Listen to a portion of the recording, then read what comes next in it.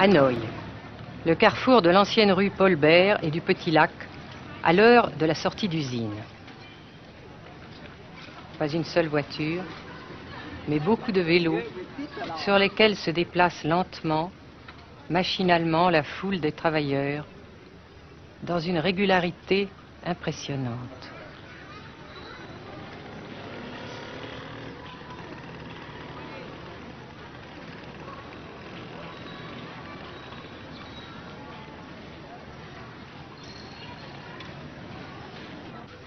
La sensation que ce pays est anormal ne nous a pas quittés au Nord-Vietnam. Anormal d'abord parce que toute vie individuelle a disparu au bénéfice d'un effort collectif extraordinaire.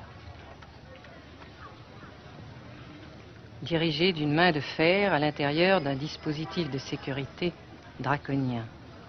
Anormal ensuite parce que dans ce pays coupé en deux depuis 10 ans, un grand nombre de familles vivent le drame de la rupture qui alimente à sa façon la guerre du Sud. Est-ce que vous pensez, Monsieur le Président, qu'il y a une solution militaire à la guerre du Sud-Vietnam? Non. Parce que vous savez que le peuple vietnam, c'est un. Et le pays du Vietnam, c'est un. Les Américains ont fait une guerre d'agression, comme qui dit, c'est une guerre non déclarée. Et, comme vous savez aussi, vous avez pu lire dans la presse, n'est-ce pas, mondiale, que plus la guerre prolonge, plus les Américains et leurs valets, n'est-ce pas, comment dire ça,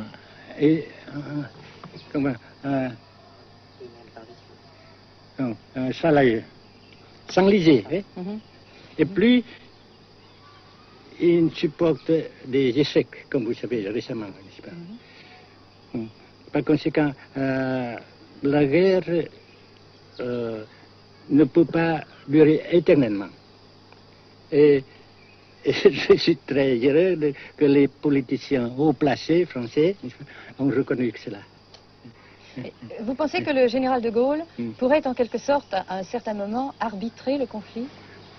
Arbitrer, qu'est-ce que vous comprenez par le mot arbitraire? Nous ne sommes pas des équipes de football. Hein?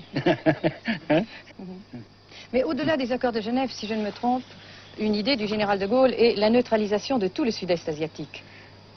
Est-ce que c'est une idée qui vous semble intéressante? Comme j'ai déjà dit quelquefois, c'est une idée intéressante. Mais ça dépend encore de la volonté de ces peuples et la manière comment on procède à réaliser. C'est une grande question, n'est-ce pas? Et je ne peux pas dire que je suis d'accord. Et je ne dis pas que je ne suis pas d'accord, n'est-ce pas? Mais parce que vous dites, par exemple, vous dites fleurs. Fleurs, il y a beaucoup de sortes de fleurs. Il y a des roses, et des blanches, des rouges, etc.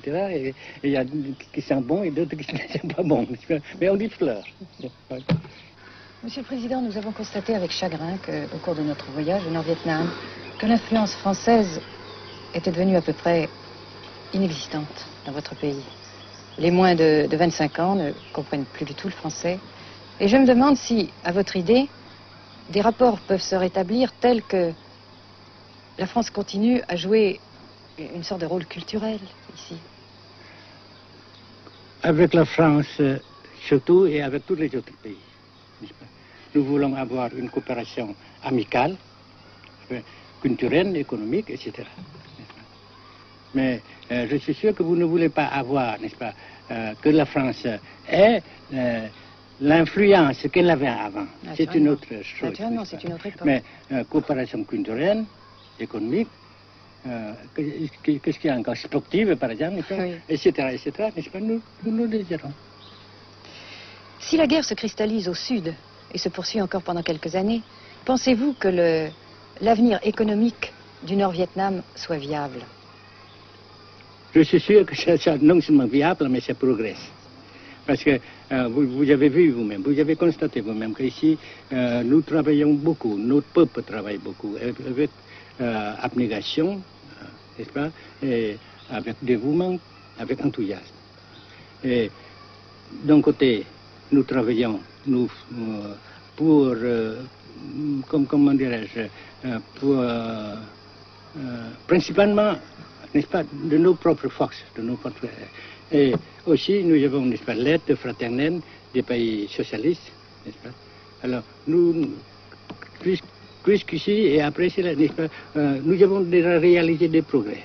Pas très comme nous voulons, mais nous avons réalisé des progrès. Et dans l'avenir, nous progressons nous-mêmes. Mais vous mentionnez l'aide des pays socialistes.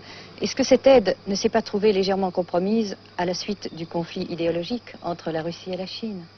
Non, parce que ces questions, n'est-ce pas, différences idéologiques entre nos différents partis frères, c'est nos affaires intérieures.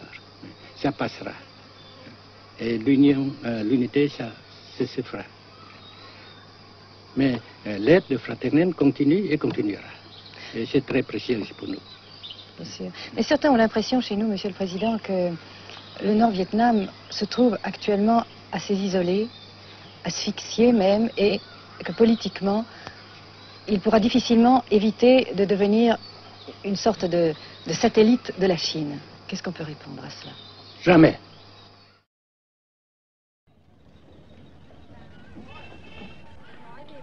À Hanoï, la vie continue, malgré les alertes, malgré l'évacuation de plus de la moitié des habitants. Les petits magasins de la rue de la Soie sont pour la plupart fermés.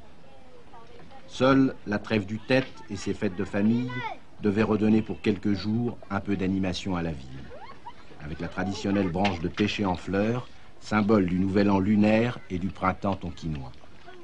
La trêve, malheureusement, ne fut qu'un espoir déçu.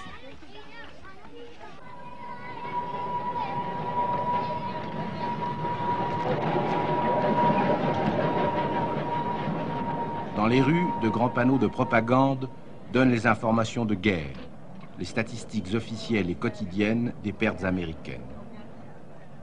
Selon le gouvernement de la République démocratique du Vietnam, 1631 avions américains auraient été abattus au-dessus du Nord-Vietnam.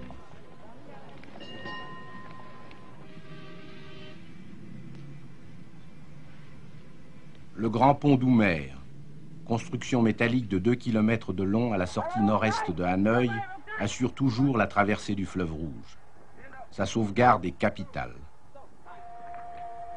La défense antiaérienne du Vietnam, tant redoutée par les pilotes américains, dispose de nombreuses fusées solaires de fabrication soviétique. C'est la première fois que nous pouvons vous les montrer. Les rampes mobiles de lancement sont déplacées chaque nuit afin de déjouer les repérages.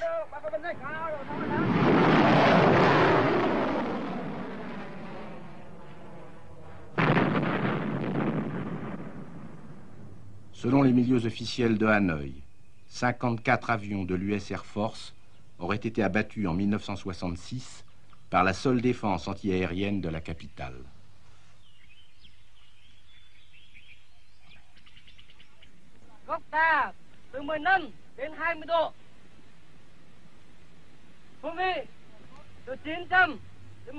Pour la première fois également, nous avons pu voir les pilotes et les avions de chasse vietnamiens.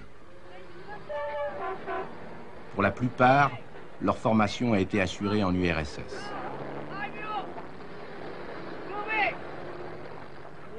L'état-major des forces aériennes du Vietnam se défend d'utiliser des pilotes ou des spécialistes étrangers. Les MiG-17 et 21 participent de plus en plus nombreux à la défense du Nord-Vietnam. Les résultats des combats aériens sont mal connus et contradictoirement mentionnés dans les communiqués vietnamiens ou américains. Le général Vo Nguyen Giap, ministre de la Défense, a répondu à nos questions concernant le point de la situation.